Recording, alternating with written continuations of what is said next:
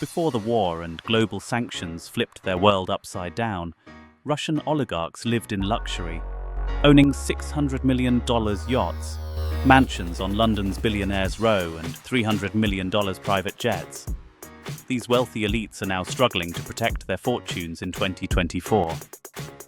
After the collapse of the Soviet Union in 1991, Russia faced economic chaos. President Boris Yeltsin's government had no clear strategy for transitioning from a state-controlled economy to a market-based one. In a desperate bid to revive the country, Yeltsin's administration launched a rapid privatization program, which would forever alter Russia's power structure. This move allowed a handful of smart, well-connected businessmen to amass huge fortunes by buying state-owned assets at bargain prices. These men became known as the oligarchs. Russia's transition from communism to capitalism was turbulent. Yeltsin's team, advised by Western economists, implemented shock therapy, a strategy designed to quickly move Russia toward a free market economy. Prices were deregulated, and state assets were sold off rapidly through a voucher system intended to distribute wealth fairly. However, the system backfired. As the Soviet Union crumbled, many Russians fell into poverty, struggling to navigate the new economic landscape.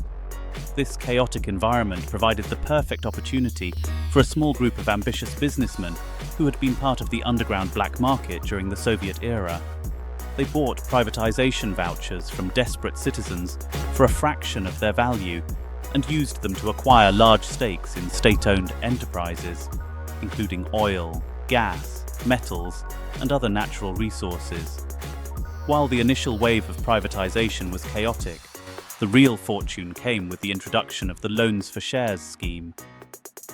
Oligarchs like Roman Abramovich, Mikhail Khodorkovsky, and Boris Berezovsky seized control of some of Russia's most valuable companies, including oil giants like Yukos and Sibneft, for a fraction of their true worth. Roman Abramovich, for example, bought Sibneft at a bargain price and later sold it back to the Russian government for billions. Boris Berezovsky, a former mathematician turned businessman, gained control of significant sectors of the media, which helped him shape public opinion and solidify his political power. Together with Abramovich, they became the prominent faces of this new class of oligarchs.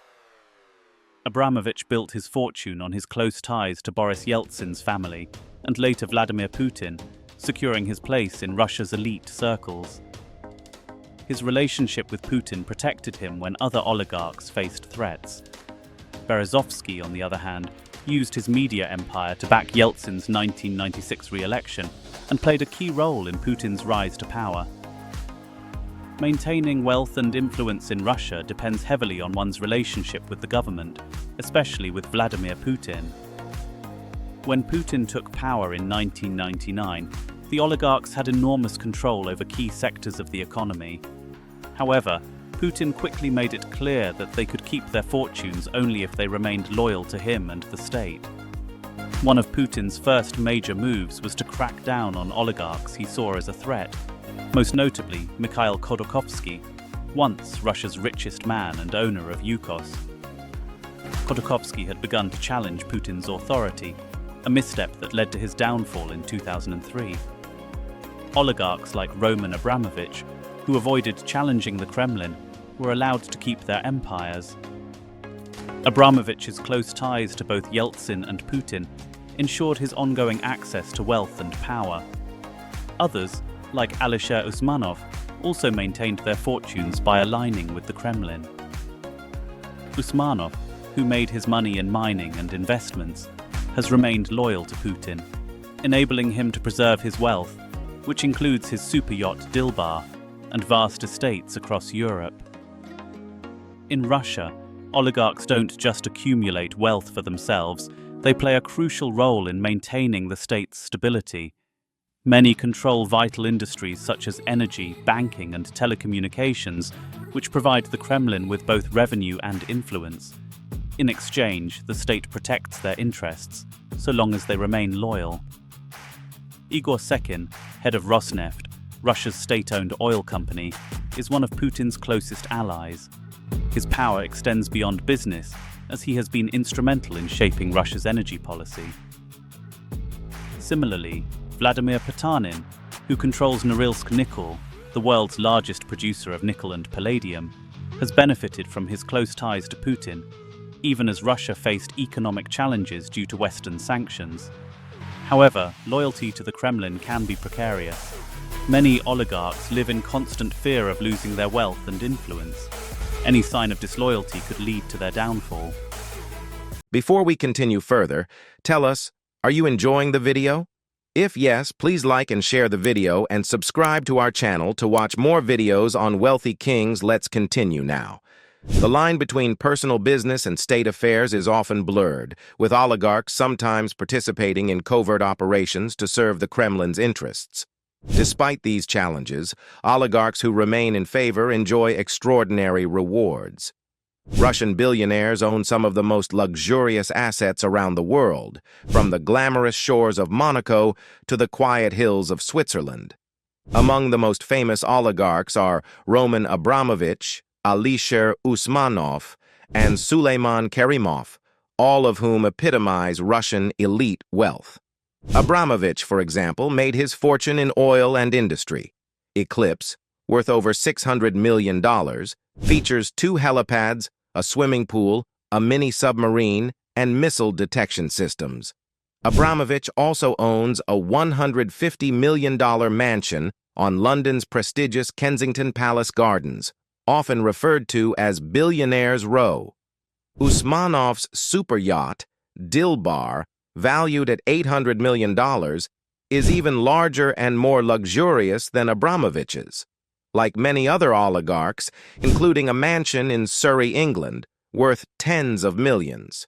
Suleiman Kerimov, whose wealth comes from gold mining, also leads a life of opulence.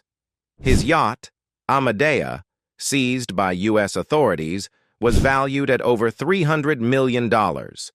Beyond yachts, these oligarchs have a passion for expensive real estate. Abramovich's Kensington mansion is just one of his many properties, while Usmanov's Surrey estate, known as Sutton Place, is a historic property with vast gardens and luxurious interiors. Kerimov, too, owns multiple properties in Russia, France, and other parts of Europe, with his homes symbolizing the extraordinary wealth and influence these men wield. Yachts and mansions aren't the only luxuries these men indulge in. They also own fleets of private jets, allowing them to travel the world in style. Roman Abramovich, for example, owns several jets, including a Boeing 787 Dreamliner valued at over $300 million. This private jet is customized with luxurious interiors and cutting-edge technology. Oligarchs like Alisher Usmanov and others similarly own private jets, which they use to shuttle between their properties, business meetings, and leisure destinations. These private planes give them the freedom to live and work anywhere in the world, flying from homes in London or Monaco to business meetings in Moscow in just a few hours. While oligarchs revel in their wealth, a starkly different reality exists for the average Russian. How does a nation respond when its wealthiest live in excess, while so many struggle to make ends meet? This growing divide has deepened over the years, with a small group enjoying unimaginable riches, while many ordinary citizens grapple with low wages, crumbling infrastructure, and limited job opportunities.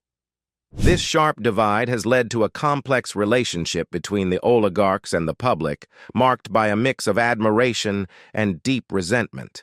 For some Russians, these oligarchs symbolize success. These men capitalized on the economic collapse of the 1990s and turned it into an opportunity to amass vast fortunes. Their extravagant lifestyles, filled with yachts, private jets, and sprawling mansions, capture public attention and represent the possibilities in modern Russia. However, this admiration is often overshadowed by frustration. Many Russians believe the oligarchs built their fortunes through unfair advantages, benefiting from corrupt practices and close ties to the Kremlin.